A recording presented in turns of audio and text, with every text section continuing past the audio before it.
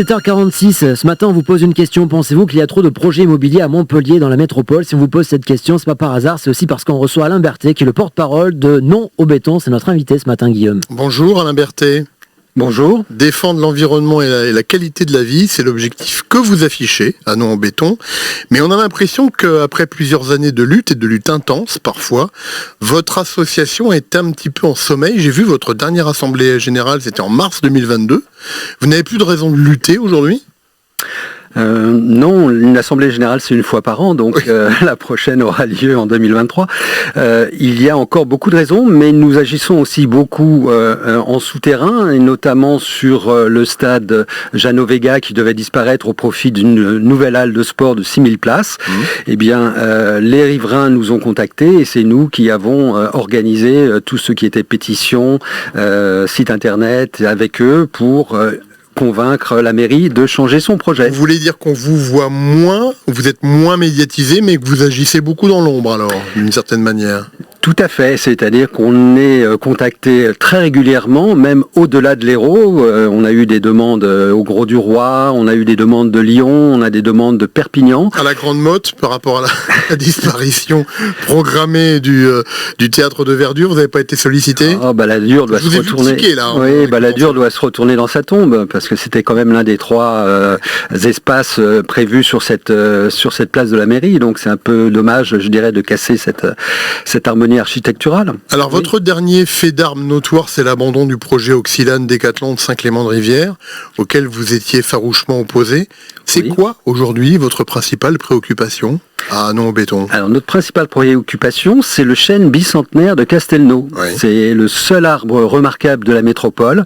Et pour un promoteur qui a construit 32 logements au fond d'une carrière, on est en train de le sacrifier, malgré une décision de la Cour d'appel qui a interdit le passage d'engins de chantier sur ses racines. La métropole n'a toujours pas renoncé à faire passer les réseaux par ses racines, justement, ce qui le condamnerait à une mort certaine. Oui. Urbanisme à Montpellier, certains diront d'ailleurs l'urbanisation, c'est pas tout à fait la même chose. Montpellier est un peu une ville champignon qui ne cesse de pousser. Est-ce que c'est un champignon toxique selon vous aujourd'hui ? Écoutez, lorsque les médias parlent de cette urbanisation, ils sont loin de dire qu'elle est exemplaire. Et lorsqu'on écoute les Montpelliérains, notamment ceux qui sont affectés par la fermeture des 4 boulevards, par la fermeture du tunnel de la Comédie, par la ZFE, par beaucoup de choses, eh bien, les commentaires sont souvent négatifs. Alors, il y a eu un changement de paradigme avec la nouvelle municipalité, puisqu'avant, il n'y avait aucun contrôle sur la délivrance des permis. On croyait sur parole ce que disaient les promoteurs. Là, il y a un contrôle un peu plus serré et surtout, le maire a reçu les promoteurs pour leur dire que certaines pratiques étaient à présent interdites. Alors justement, à propos du maire, de Mickaël Delafosse et de son équipe en place depuis 2 ans et demi, vous dites c'est moins le Far West qu'avant, car Mickaël Delafosse a pris le problème à bras-le-corps. C'est-à-dire que vous approuvez la politique de Mickaël Delafosse en matière d'urbanisme aujourd'hui ? Alors, on l'approuve sur la question de l'urbanisme à la parcelle, ce qu'on appelle les dents creuses, où des maisons avec des beaux parcs arborés étaient sacrifiées sur l'autel du collectif et les arbres disparaissaient. Et ça, c'était insupportable pour nous.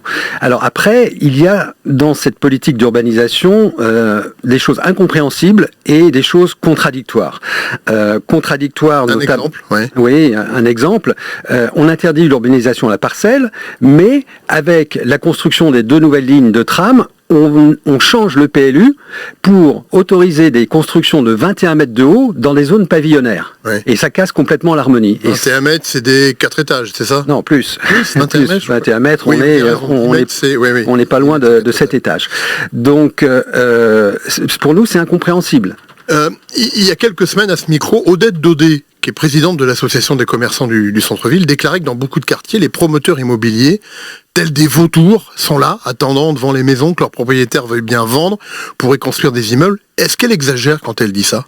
Ou est-ce que que c'est au-dessus ou en dessous de la réalité ? J'utiliserai pas le thème de vautour, non, mais c'est moi qui le dis. Oui. C'est moi qui mais l'urbanisation à la parcelle, les dents creuses, c'était tout à fait ça. On attendait, je dirais, le décès du propriétaire. Souvent, les héritiers ne se mettaient pas d'accord et on récupérait à bas prix une maison pour en faire du collectif. C'est moins le cas aujourd'hui donc? C'est moins le cas aujourd'hui, notamment la mairie interdit la construction de collectifs dans des lotissements pavillonnaires. Ça, c'est interdit à présent. Dernière chose, Alain Berthet, certains vous qualifient comme un écolo de droite. Vous êtes toujours membre des Républicains? Je suis toujours membre des Républicains. On peut être écolo et de droite? On peut parfaitement être écolo et de droite. Je dirais que l'écologie ne doit pas être politique. L'écologie est transversale, elle nous touche tous, et elle ne doit surtout pas être l'otage d'une secte politique, parce que on tombe alors dans l'écologie punitive, et c'est exactement ce que l'on ne veut pas chez Non au béton. C'est ce qui se fait aujourd'hui à Montpellier, l'écologie punitive? Oui, plutôt la ZFE, la fermeture, les pistes cyclables. On s'aperçoit que avant même que les nouvelles lignes de tram soient opérationnelles ou que les lignes de trambus soient opérationnelles, eh bien, on essaye de freiner la circulation dans Montpellier, alors qu'il n'y a pas de solution alternative, il n'y a pas d'autre possibilité. Alain Berthet, vous vous souvenez sûrement du sketch des Inconnus, là, ils disaient dans leur sketch sur les chasseurs qu'il y avait les bons chasseurs et les mauvais chasseurs. Est-ce que vous diriez qu'il y a quand même le joli béton et le béton moche? Je pose cette question, c'est pas par hasard, c'est parce qu'on a parlé de la Grande Motte. Moi, je suis fan de la Grande Motte, j'ai passé toute ma jeunesse à la Grande Motte, classé au label patrimoine du XXe siècle en France. C'est pas grâce au pain, c'est quand même grâce au béton. Alors pour le coup, vous en pensez quoi, vous? Je dirais que la réponse est dans votre question, en fait.